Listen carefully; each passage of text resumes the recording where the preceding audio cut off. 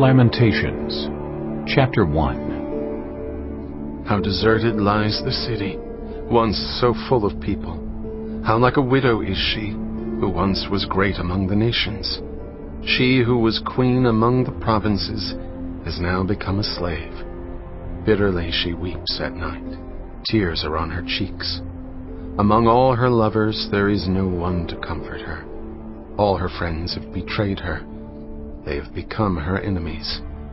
After affliction and harsh labor, Judah has gone into exile. She dwells among the nations.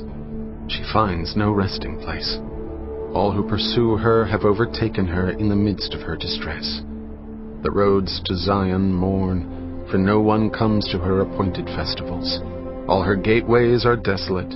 Her priests groan, her young women grieve, and she is in bitter anguish. Her foes have become her masters. Her enemies are at ease.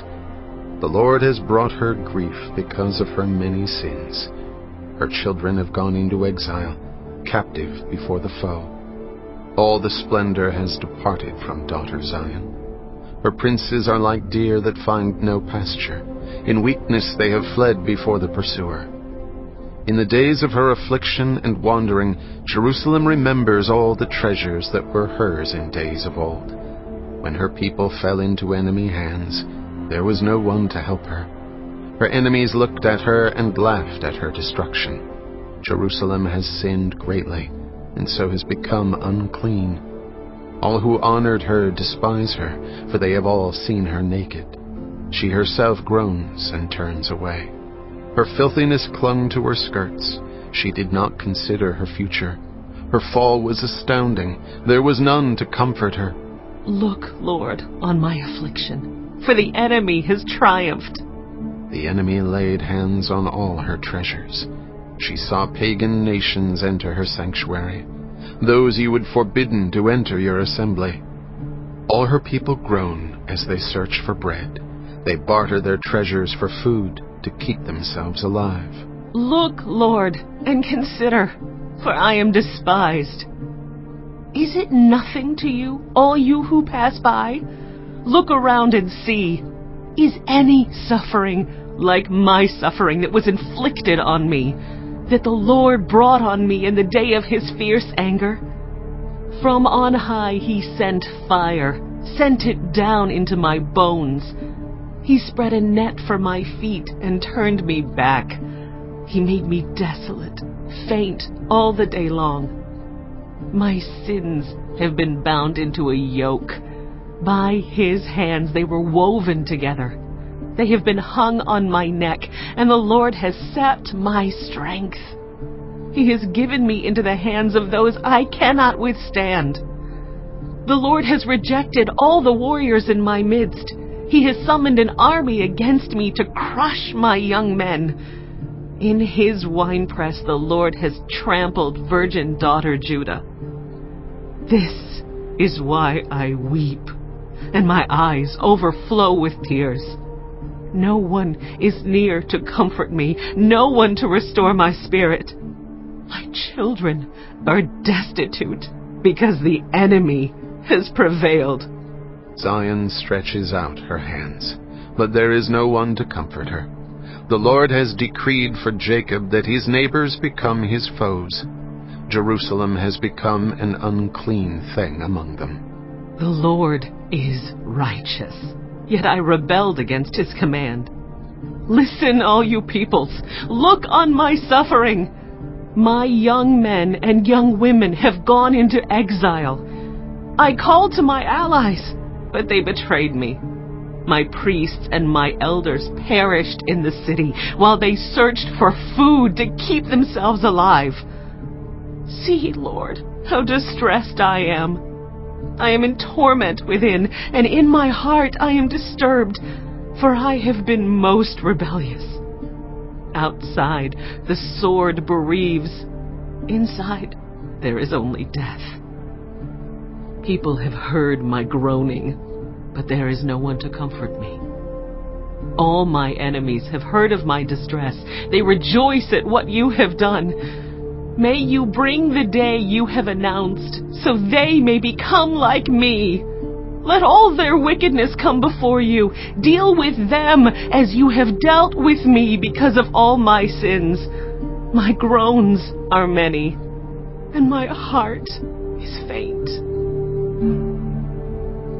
Chapter 2. How the Lord has covered daughter Zion with the cloud of his anger. He has hurled down the splendor of Israel from heaven to earth. He has not remembered his footstool in the day of his anger. Without pity the Lord has swallowed up all the dwellings of Jacob. In his wrath he has torn down the strongholds of daughter Judah. He has brought her kingdom and its princes down to the ground in dishonor. In fierce anger he has cut off every horn of Israel. He has withdrawn his right hand at the approach of the enemy. He is burned in Jacob like a flaming fire that consumes everything around it. Like an enemy he has strung his bow. His right hand is ready. Like a foe he has slain all who were pleasing to the eye. He has poured out his wrath like fire on the tent of daughter Zion. The Lord is like an enemy. He has swallowed up Israel. He has swallowed up all her palaces and destroyed her strongholds. He has multiplied mourning and lamentation for daughter Judah. He has laid waste his dwelling like a garden. He has destroyed his place of meeting. The Lord has made Zion forget her appointed festivals and her Sabbaths. In his fierce anger he has spurned both king and priest. The Lord has rejected his altar and abandoned his sanctuary. He has given the walls of her palaces into the hands of the enemy. They have raised a shout in the house of the Lord, as on the day of an appointed festival. The Lord determined to tear down the wall around daughter Zion. He stretched out a measuring line and did not withhold his hand from destroying. He made ramparts and walls lament. Together they wasted away. Her gates have sunk into the ground. Their bars he has broken and destroyed. Her king and her princes are exiled among the nations. The law is no more, and her prophets no longer find visions from the Lord.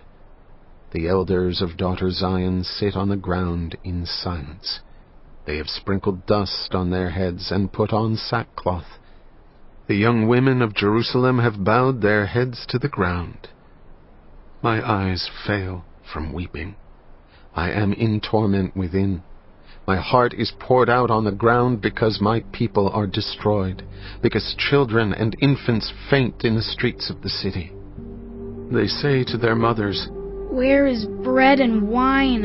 as they faint like the wounded in the streets of the city, as their lives ebb away in their mother's arms. What can I say for you? With what can I compare you, daughter Jerusalem? To what can I liken you, that I may comfort you, virgin daughter Zion? Your wound is as deep as the sea. Who can heal you? The visions of your prophets were false and worthless. They did not expose your sin to ward off your captivity. The prophecies they gave you were false and misleading. All who pass your way clap their hands at you. They scoff and shake their heads at daughter Jerusalem.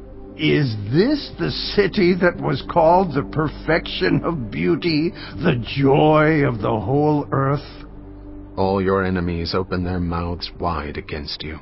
They scoff and gnash their teeth and say, "We have swallowed her up. This is the day we have waited for. We have lived to see it." The Lord has done what he planned. He has fulfilled his word, which he decreed long ago.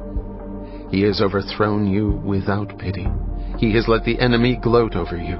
He has exalted the horn of your foes. The hearts of the people cry out to the Lord. You walls of daughter Zion, let your tears flow like a river day and night. Give yourself no relief, your eyes no rest. Arise, cry out in the night, as the watches of the night begin. Pour out your heart like water in the presence of the Lord. Lift up your hands to him for the lives of your children who faint from hunger at every street corner. Look, Lord, and consider. Whom have you ever treated like this? Should women eat their offspring, the children they have cared for? Should priest and prophet be killed in the sanctuary of the Lord? Young and old lie together in the dust of the streets. My young men and young women have fallen by the sword. You have slain them in the day of your anger. You have slaughtered them without pity. As you summon to a feast day, so you summoned against me terrors on every side. In the day of the Lord's anger, no one escaped or survived. Those I cared for and reared, my enemy has destroyed. Chapter 3. I am the man who has seen affliction by the rod of the Lord's wrath. He has driven me away and made me walk in darkness rather than light. Indeed, he has turned his hand against me again and again all day long. He has made my skin and my flesh grow old and has broken my bones. He has besieged me and surrounded me with bitterness and hardship.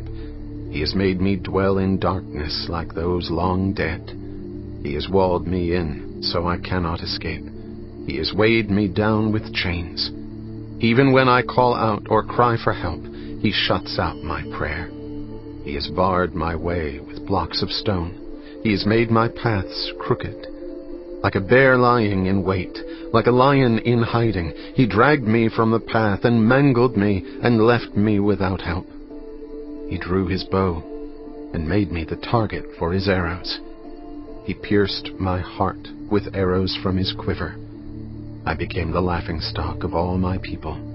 They mock me in song all day long. He has filled me with bitter herbs and given me gall to drink. He has broken my teeth with gravel. He has trampled me in the dust. I have been deprived of peace. I have forgotten what prosperity is. So I say, my splendor is gone, and all that I had hoped from the Lord. I remember my affliction and my wandering, the bitterness and the gall. I well remember them, and my soul is downcast within me. Yet this I call to mind, and therefore I have hope. Because of the Lord's great love, we are not consumed, for his compassions never fail. They are new every morning. Great is your faithfulness. I say to myself, the Lord is my portion, therefore I will wait for him. The Lord is good to those whose hope is in him, to the one who seeks him. It is good to wait quietly for the salvation of the Lord. It is good for a man to bear the yoke while he is young. Let him sit alone in silence, for the Lord has laid it on him. Let him bury his face in the dust. There may yet be hope. Let him offer his cheek to one who would strike him, and let him be filled with disgrace. For no one is cast off by the Lord forever. Though he brings grief, he will show compassion. So great is his unfailing love. For he does not willingly bring affliction or grief to anyone. To crush underfoot all prisoners in the land, to deny people their rights before the Most High, to deprive them of justice. Would not the Lord see such things? Who can speak and have it happen if the Lord has not decreed it? Is it not from the mouth of the Most High that both calamities and good things come? Why should the living complain when punished for their sins? Let us examine our ways and test them, and let us return to the Lord. Let us lift up our hearts and our hands to God in heaven and say, we have sinned and rebelled, and you have not forgiven. You have covered yourself with anger and pursued us. You have slain without pity. You have covered yourself with a cloud so that no prayer can get through. You have made us scum and refuse among the nations. All our enemies have opened their mouths wide against us. We have suffered terror and pitfalls, ruin and destruction. Streams of tears flow from my eyes because my people are destroyed. My eyes will flow unceasingly, without relief, until the Lord looks down from heaven and sees. What I see brings grief to my soul because of all the women of my city. Those who were my enemies without cause hunted me like a bird. They tried to end my life in a pit and threw stones at me. The waters closed over my head, and I thought I was about to perish. I called on your name, Lord, from the depths of the pit. You heard my plea. Do not close your ears to my cry for relief. You came near when I called you, and you said, Do not fear. You, Lord, took up my case. You redeemed my life. Lord, you have seen the wrong done to me. Uphold my cause. You have seen the depth of their vengeance, all their plots against me. Lord, you have heard their insults, all their plots against me. What my enemies whisper and mutter against me all day long. Look at them. Sitting or standing, they mock me in their songs. Pay them back what they deserve, Lord, for what their hands have done. Put a veil over their hearts, and may your curse be on them. Pursue them in anger and destroy them from under the heavens of the Lord. Chapter 4. How the gold has lost its luster, the fine gold become dull. The sacred gems are scattered at every street corner. How the precious children of Zion, once worth their weight in gold, are now considered as pots of clay, the work of a potter's hands. Even jackals offer their breasts to nurse their young, but my people have become heartless, like ostriches in the desert. Because of thirst, the infant's tongue sticks to the roof of its mouth. The children beg for bread, but no one gives it to them. Those who once ate delicacies are destitute in the streets. Those brought up in royal purple now lie on ash heaps. The punishment of my people is greater than that of Sodom, which was overthrown in a moment without a hand turned to help her. Their princes were brighter than snow and whiter than milk, their bodies more ruddy than rubies, their appearance like lapis lazuli. But now they are blacker than soot. They are not recognized in the streets. Their skin has shriveled on their bones. It has become as dry as a stick. Those killed by the sword are better off than those who die of famine. Racked with hunger, they waste away for lack of food from the field. With their own hands, compassionate women have cooked their own children, who became their food when my people were destroyed. The Lord has given full vent to his wrath. He has poured out his fierce anger. He kindled a fire in Zion that consumed her foundations. The kings of the earth did not believe, nor did any of the peoples of the world, that enemies and foes could enter the gates of Jerusalem. But it happened because of the sins of her prophets and the iniquities of her priests, who shed within her the blood of the righteous. Now they grope through the streets as if they were blind. They are so defiled with blood that no one dares to touch their garments. Go away! You are unclean! People cry to them. Away! Away! Don't touch us! When they flee and wander about, people among the nations say, They can stay here no longer. The Lord himself has scattered them. He no longer watches over them. The priests are shown no honor, the elders no favor. Moreover, our eyes failed, looking in vain for help. From our towers we watched for a nation that could not save us. People stalked us at every step, so we could not walk in our streets. Our end was near. Our days were numbered, for our end had come. Our pursuers were swifter than eagles in the sky. They chased us over the mountains and lay in wait for us in the desert. The Lord's anointed, our very life breath, was caught in their traps. We thought that under his shadow we would live among the nations. Rejoice and be glad, daughter Edom, you who live in the land of Uz. But to you also the cup will be passed. You will be drunk and stripped naked.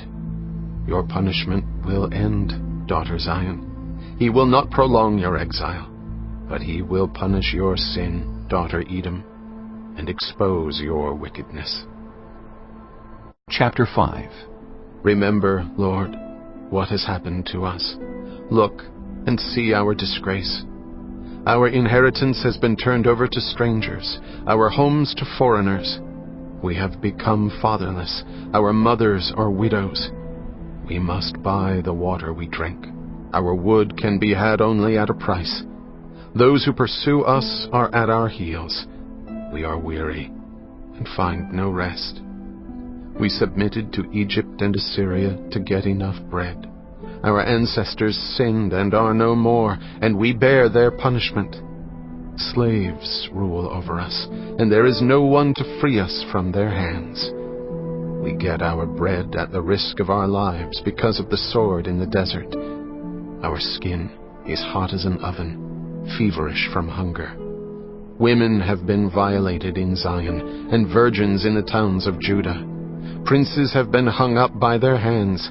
Elders are shown no respect. Young men toil at the millstones. Boys stagger under loads of wood. The elders are gone from the city gate. The young men have stopped their music. Joy is gone from our hearts. Our dancing has turned to mourning. The crown has fallen from our head. Woe to us, for we have sinned. Because of this, our hearts are faint. Because of these things, our eyes grow dim from Mount Zion, which lies desolate, with jackals prowling over it. You, Lord, reign forever. Your throne endures from generation to generation. Why do you always forget us? Why do you forsake us so long? Restore us to yourself, Lord, that we may return. Renew our days as of old, unless you have utterly rejected us and are angry with us beyond measure.